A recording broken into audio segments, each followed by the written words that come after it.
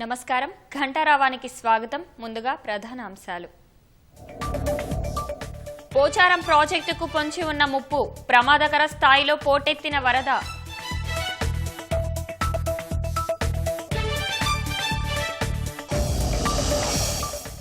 కామారెడ్డి జిల్లాలో కుండపోతగా వానలు, రాజంపేట మండలం ఆర్గొండలో 41 సెంటీమీటర్ల వర్షపాతం నమోదు. మెదక్ జిల్లా నక్కవాగులో గల్లంతైన వ్యక్తి సురక్షితం, కారులో కొట్టుకుపోయిన నరేందర్ను రక్షించిన ఎస్డీఆర్ఎఫ్ బృందాలు.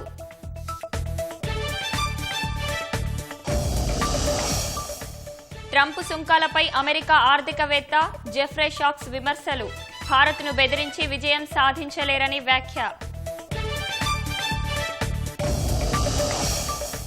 దేశవ్యాప్తంగా అట్టహాసంగా వినాయక చవితి సంబరాలు, వీధి వీధిన మండపాలు కట్టి పూజలు చేస్తున్న భక్తులు.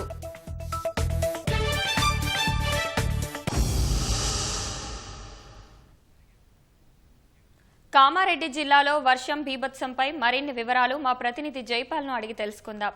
జైపాల్, చెప్పండి, వర్ష ప్రభావం ఏ ప్రాంతాల్లో ఎక్కువగా ఉంది? రమ్య, కామారెడ్డి జిల్లాలో వర్ష బీభత్సం నిన్న రాత్రి నుంచి ఇప్పటి వరకు కూడా కొనసాగుతుంది.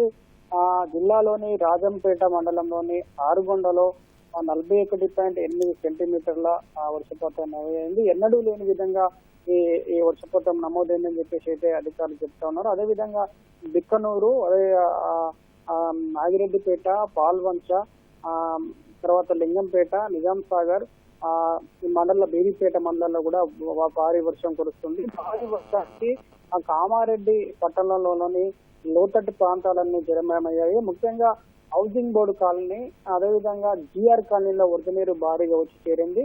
ఆ వరద నీరు వచ్చి చేరడంతో ఆ కాలనీల ప్రజలు భయభ్రాంతులకు గురవుతున్నారు. మమ్మల్ని కాపాడాలని చెప్పేసి సెల్ఫీ వీడియో బయటికి పంపుతున్న పరిస్థితి అయితే కనిపిస్తుంది. కొందరినైతే అక్కడ కాలనీ ప్రజల్ని కొందరినైతే ఇప్పటికే ఎస్డీఆర్ఎఫ్ అదేవిధంగా కొందరిని బయటకు తీసుకొచ్చారు. మరికొందరిని బయటకు తీసుకొచ్చేందుకైతే ప్రయత్నాలు జరుగుతున్నాయి. అదేవిధంగా కామారెడ్డి పట్టణంలోని ఇంటి ముందు ఉంచినటువంటి అనేక వాహనాలు కొట్టుకుపోయిన పరిస్థితి ఉంది. ముఖ్యంగా రాజంపేట మండలంలోని నడిమితండ, ఎల్లాపూర్ తండ, ఇనాం తండ, ఈ దాదాపు ఇంకా మరిన్ని తండాలు జలదిగ్బంధంలో చిక్కుకున్నాయి.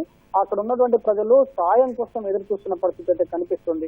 ఎందుకంటే అక్కడ దాదాపు విద్యుత్ సిగ్నల్స్ పనిచేయడం లేదు.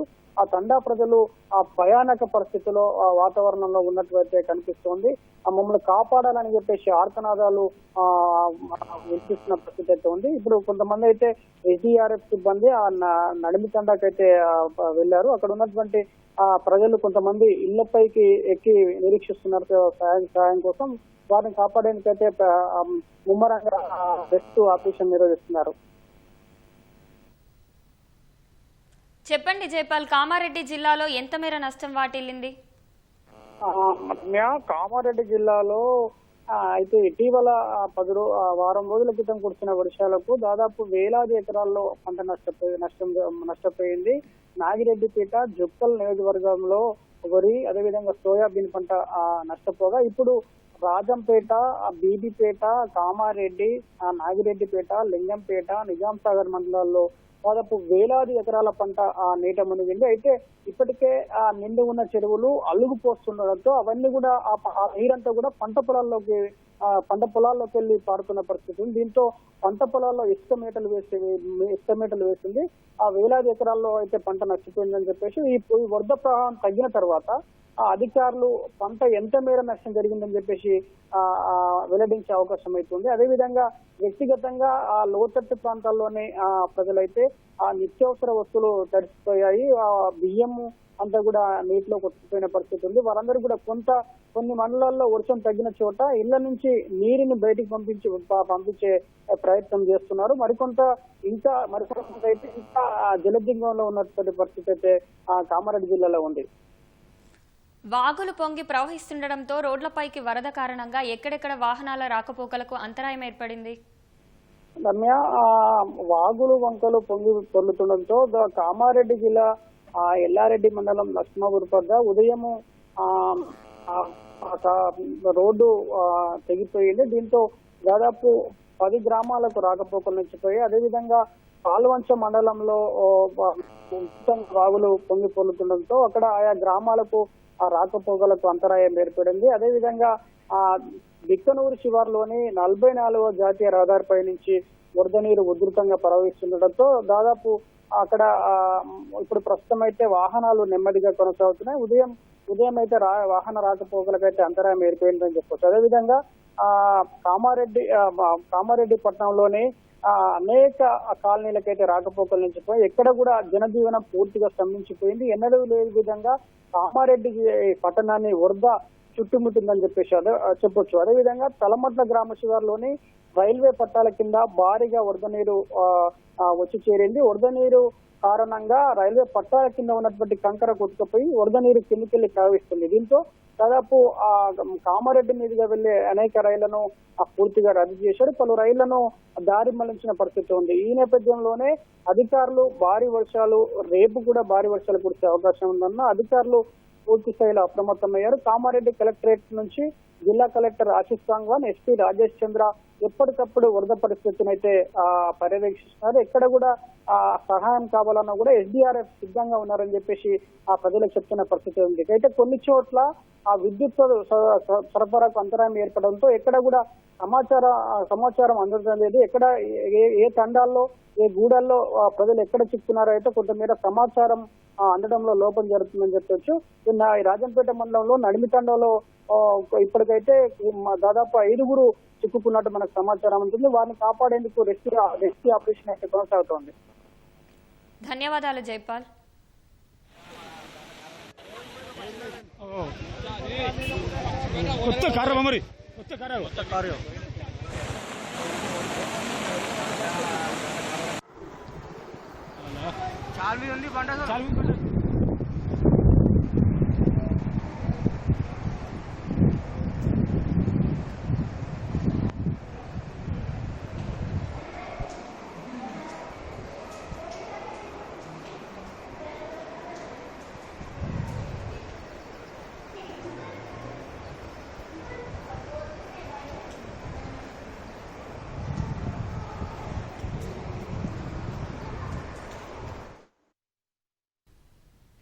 కామారెడ్డి జిల్లా లింగంపేట మండలంలోని కోమటిపల్లి గ్రామాన్ని వరద నీరు చుట్టుముట్టింది. ముంపు నుంచి కాపాడాలని స్థానికుడు ప్రభుత్వాన్ని వేడుకుంటున్నారు. కోమటిపల్లి పోతాయిపల్లి మధ్యలో అల్లువమ్మకాడ మా గ్రామ పంచాయతీ, ఈ గ్రామ పంచాయతీ మునుగుతుంది. కాకపోతే మాకు అవసరం ఉంది. రాకపోకలు బంద్ అయిపోయినాయి. కాబట్టి జల్దీ రెస్క్యూ టీం కావాలి మాకు. ఎందుకంటే మా ఊరు కత్రాలు ఉంది, 4 చెల్లు మాకు. ఇప్పుడు మేము ఎక్కడ పోలేని పరిస్థితులు ఉన్నాము. అన్ని ఇళ్లలో పోయినాయి. వాళ్ళని పబ్లిక్ ని సురక్షితంగా ఇళ్లకు పంపించేసినాము. ఇంతకంటే మీకు ఎక్కడ ఏం చేయలేము. కాబట్టి కోమటిపల్లి ఒక్కడే కత్రాలు ఉంది కాబట్టి మేము చేసినంత మీ పైనకు పంపించేసినాము ఎత్తుగడకు. కాకపోతే ఇంకేం చేయలేము. కాబట్టి ఎవరైనా ఒక్కరు మాకు సాయం అందించవలసిందిగా కోరుతున్నాము. ఉమ్మడి మెదక్ జిల్లాలోనూ వర్షాలు దంచికొడుతున్నాయి. పలు మండలాల్లో వాగులు ఉధృతంగా ప్రవహిస్తున్నాయి. పూర్తి వివరాలు మా ప్రతినిధి రామకృష్ణను అడిగి తెలుసుకుందాం. రామకృష్ణ, చెప్పండి, ఏ ప్రాంతాల్లో వర్ష ప్రభావం ఉంది? రమ్య, నిన్న సాయంత్రం నుంచి ఉమ్మడి మెదక్ జిల్లా వ్యాప్తంగా భారీ ఎత్తునైతే వరుణుడు ఆగ్రహం వ్యక్తం చేశాడని చెప్పుకోవచ్చు. అదేవిధంగా పలు తండాల్లో, ప్రధానంగా తండాల్లో అయితే మాత్రం ఈ వర్షపు నీరు చేరి పల్లపు ప్రాంతాలు మొత్తం నీట మునిగాయి, జలమయమైందని చెప్పుకోవచ్చు. దాదాపు 30 ఏదైతే మెదక్ జిల్లా ధూప్ సింగ్ తండా అయితే ఉందో ఆ తండా మొత్తం కూడా నీరు చేరాయి. దాదాపు మోకాళ్ళలో నీరు అయితే చేరింది. అక్కడ 30 ఇళ్లలో నీరు చేరినట్టుంది. వాళ్ళు ఏదైతే కుటుంబ సభ్యులు ఉన్నారో వారు ఇల్లు పైకి ఎక్కి మాత్రం సహాయక చర్యల కోసం ఎదురు చూస్తున్న పరిస్థితి అయితే ఉంది. అదేవిధంగా ఇటు జాతీయ రహదారులు ఏవైతే ఉన్నాయో 144, 161 మనకి ఇటు ఉమ్మడి మెదక్ జిల్లా గుండా ప్రవహిస్తున్న నేపథ్యంలోనే అక్కడక్కడ కొంత నీరైతే మాత్రం రోడ్లపైకి రావడం. 144 చేగుంట దగ్గర అయితే మాత్రం ఒక చెరువును తలపిస్తా ఉంది.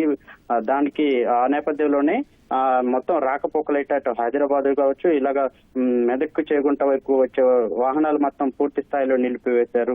అయితే ఇక్కడ మాత్రం చూసుకున్నట్లయితే మెదక్ జిల్లా నాగపూర్ గేటు వద్ద నక్కవాగు ఉంది. ఆ నక్కవాగులో మాత్రం నక్కవాగుని దాటి అటు కామారెడ్డి వెళ్లబోయే ఒక వ్యక్తి నరేంద్ర గౌడ్ అనే వ్యక్తి కారును తీసుకుని అటువైపు వెళుతున్న సందర్భంలోనే ఆ ఉధృతికి మాత్రం కొట్టుకుపోయింది.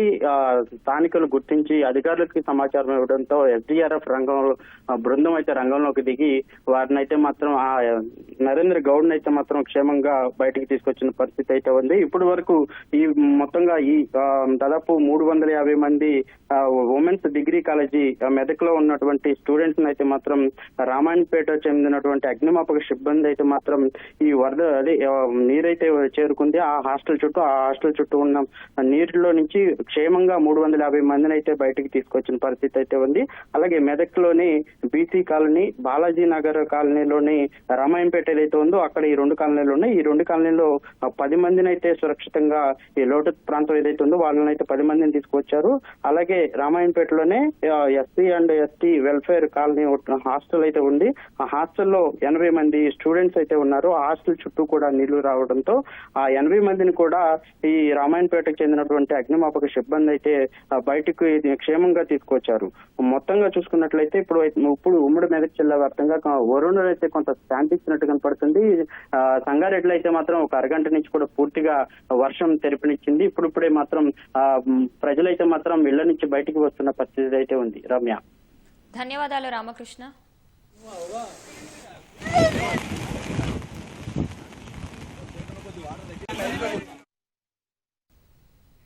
భారీ వర్షాల కారణంగా నిజాంపేట మండలం నందిగామ గ్రామంలోని పౌల్ట్రీ ఫామ్లోకి వర్షపు నీరు చేరింది.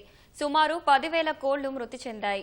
సుమారు 14 లక్షల రూపాయల ఆస్తి నష్టం జరిగినట్టు పౌల్ట్రీ ఫామ్ యజమాని తెలిపారు. ప్రభుత్వం తనను ఆదుకోవాలని కోరుతున్నాడు.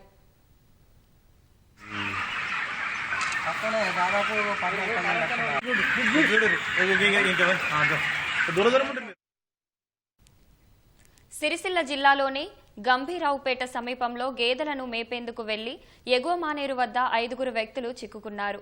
సిరిసిల్ల జిల్లా కలెక్టర్కు ఫోన్ చేసి కేంద్ర మంత్రి బండి సంజయ్ బాధితులను ఆదుకునేందుకు యుద్ధ ప్రాతిపదికన చర్యలు తీసుకోవాలని కోరారు. బాధితులను ఆదుకునేందుకు ఇప్పటికే చర్యలు ప్రారంభించామని కలెక్టర్ కేంద్ర మంత్రికి తెలిపారు. భారీ వర్షాల నేపథ్యంలో రాష్ట్ర వ్యాప్తంగా ప్రజలు అప్రమత్తంగా ఉండాలన్నారు. విపత్తు ప్రాంతాల్లో సహాయ చర్యల్లో పాల్గొనేందుకు ఎన్డీఆర్ఎఫ్ బలగాలు సిద్ధంగా ఉన్నాయని బండి సంజయ్ తెలిపారు. నీటిలో చిక్కుకున్న బాధితుడు స్వామికి కేంద్ర మంత్రి బండి సంజయ్ ఫోన్ చేశారు. మిగిలిన 4 బాధితులు పిట్ల మహేష్, పిట్ల స్వామి, ధ్యానబోయిన స్వామి పరిస్థితిపైన సంజయ్ ఆరా తీశారు. మానేరు వాగులో చిక్కుకున్న 5 డ్రోన్ ద్వారా అందజేస్తున్నారు. ఉమ్మడి నల్గొండ జిల్లా వ్యాప్తంగా భారీ వర్షం కురుస్తోంది. యాదాద్రి భువనగిరి జిల్లాలో మూసి ఉధృతంగా ప్రవహిస్తోంది. భువనగిరిలో రోడ్లు, కాలనీలు జలమయం కాగా డ్రైనేజీలు పొంగిపొర్లాయి.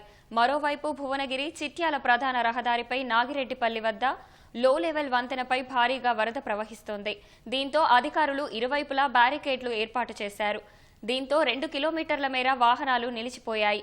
యాదగిరిగుట్ట, ఆలేరు, రాజపేట, మోటకొండూరు, తుర్కపల్లి, బొమ్మల రామారం మండలాల్లో ఉదయం నుంచి ఎడతెరిపి లేకుండా వర్షం కురుస్తోంది.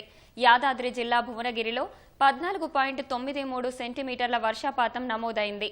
లోతట్టు ప్రాంతాలన్నీ నీట మునిగాయి. వాగులు, వంకలు పొంగిపొర్లుతున్నాయి. వీధులు, రహదారులన్నీ జలమయమయ్యాయి. డ్రైనేజీలన్నీ పొంగుతున్నాయి. మున్సిపల్ పారిశుద్ధ్య కార్మికులు వర్షపు నీరు సజావుగా వెళ్లేలా చర్యలు చేపట్టారు. యాదాద్రి భువనగిరి జిల్లా కలెక్టర్ హనుమంతరావు నాగిరెడ్డిపల్లి వద్ద వరద నీటి ప్రవాహాన్ని పరిశీలించారు. వాగులు దాటేందుకు ఎవరూ సాహసం చేయొద్దన్నారు.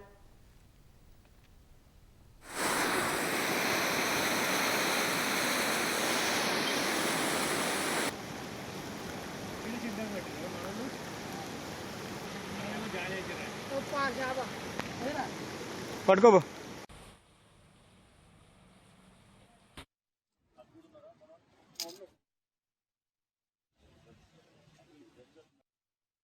వరకు కూడా జల్లులు, తర్వాత నిన్న రాత్రి అంతా కుంభవృష్టి, క్లౌడ్ బరస్ట్ లాగా దాదాపు యాదగిరిగుట్ట మరియు భువనగిరిలో 135 mm వరకు కురవటం అంటే ఒకేసారి వర్షం వల్ల అన్ని కూడా మళ్ళీ పోగుతున్నాయి. ఎవ్వరు కూడా కాజ్వేలు, కల్వర్ట్లు, తర్వాత రోడ్లు అవన్నీ కూడా జామ్ అవుతున్నాయి. ఎవరు కూడా దీన్ని సాహసించద్దు. పోలీస్, రెవెన్యూ మరియు ఇరిగేషన్ అందరు కూడా అప్రమత్తంగా ఉన్నారు. ఎవరు కూడా యువకులు ముఖ్యంగా బైకుల మీద రావటం, దాటాలని ప్రయత్నం చేయటం, మత్స్యకారులు చేపలు పట్టడానికి ప్రయత్నం చేయటం, చూస్తున్నాం మనం. పోయినసారి కూడా ఒక దుర్ఘటన జరిగింది.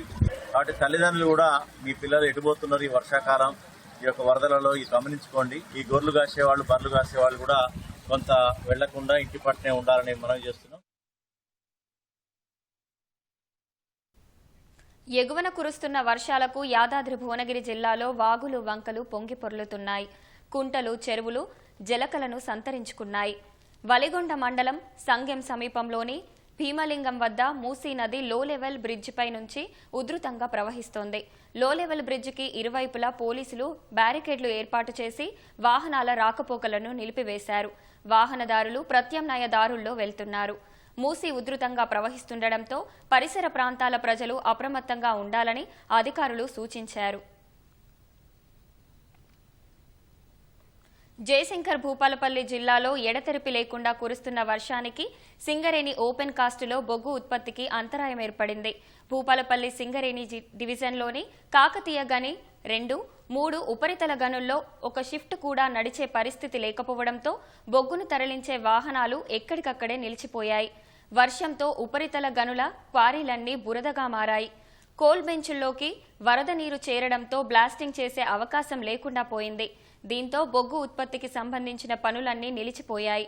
దీంతో 3 షిఫ్టుల్లో లక్షల క్యూబిక్ మీటర్ల మట్టి తొలగింపుతో పాటు 8,000 టన్నుల బొగ్గు ఉత్పత్తికి ఆటంకం ఏర్పడింది. రాష్ట్ర వ్యాప్తంగా వినాయక చవితి పండుగ కోలాహలం ఉట్టిపడుతోంది. విఘ్నాలు తొలగించే ఆ గణనాథుడు ఉదయం నుంచి ఆలయాల్లో, మండపాల్లో పూజలు అందుకుంటున్నాడు. పట్టు వస్త్రాలు ధరించి భక్తి శ్రద్ధలతో లంబోదరుడికి విశేష పూజలు చేస్తున్నారు. ఇళ్లలో సైతం విగ్రహాన్ని ప్రతిష్ఠించి గణనాథుడిని ఆరాధిస్తున్నారు. వివిధ పూలు, పండ్లు, పత్రాలతో ప్రత్యేక పూజలు నిర్వహిస్తున్నారు. ఇక పలు ప్రాంతాల్లో పూలు, పండ్ల మార్కెట్లు ప్రజలతో కిటకిటలాడుతున్నాయి.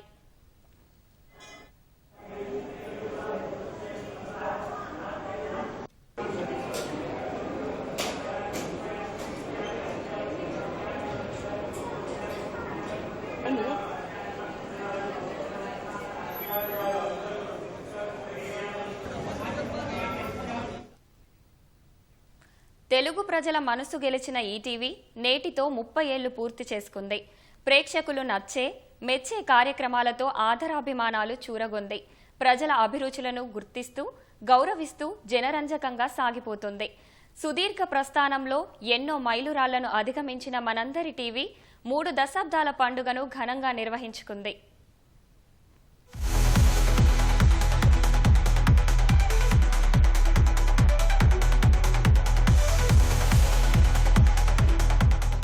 ఈటీవీ 30 సంవత్సరాల వేడుకలు రామోజీ ఫిలిం సిటీలో అత్యంత వైభవంగా జరిగాయి. మొదటి నుంచి ఈటీవీతో అనుబంధం ఉన్న మెగాస్టార్ చిరంజీవి ఈ కార్యక్రమానికి ముఖ్య అతిథిగా విచ్చేశారు. ఛానల్ మొదటి వార్షికోత్సవాల్లో మమేకమైన చిరు అంగరంగ వైభవంగా నిర్వహించిన 20 వసంతాల ఉత్సవాలకు హాజరయ్యారు. 2020లో కోవిడ్ వేళ 25 ఏళ్ల వేడుకలు నిర్వహించడం సాధ్యం కాకపోయినా మెగాస్టార్ ఇంటికి కేక్ తీసుకెళ్లి కట్ చేయించారు. అలాంటి పరిస్థితుల్లోనూ తనను గుర్తుంచుకుని గౌరవించిన ఈటీవీకి చిరంజీవి కృతజ్ఞతలు తెలిపారు. 5 ఏళ్ల తర్వాత ఇప్పుడు జరిగిన 30 సంవత్సరాల సంబరాల్లో పాల్గొని ఈవెంట్ కు సరికొత్త క్రేజ్ ను తీసుకొచ్చారు. ఫుల్ జోష్ నింపారు.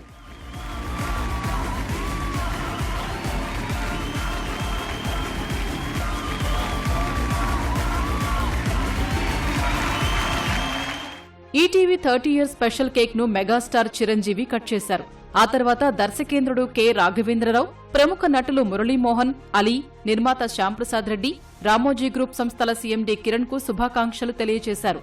మార్గదర్శి MD Sailaja Kiran, Ramoji film city MD Vijayeswari, Sujay, Divija, ETV network CEO Bapineedu ఈ కార్యక్రమంలో పాల్గొన్నారు.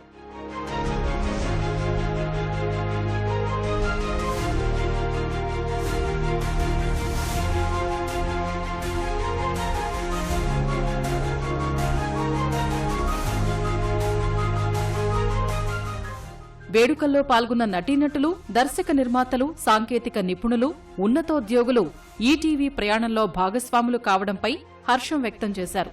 ఛానల్ భవిష్యత్తు మరింత బ్రహ్మాండంగా ఉండాలని, అత్యున్నతంగా ఎదగాలని ఆకాంక్షించారు.